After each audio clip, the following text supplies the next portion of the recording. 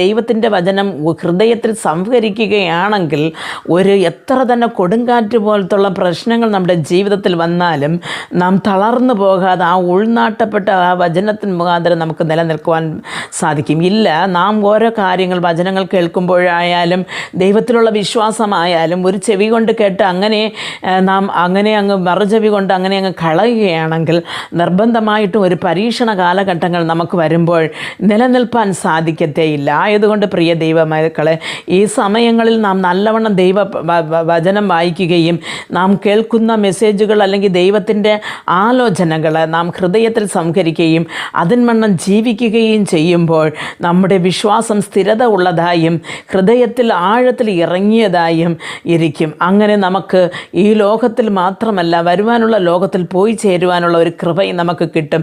അല്ലെങ്കിൽ നാം പരീക്ഷണങ്ങൾ വരുമ്പോൾ കർത്താവിനെ തള്ളിപ്പറഞ്ഞിട്ട് നാം നമ്മുടെ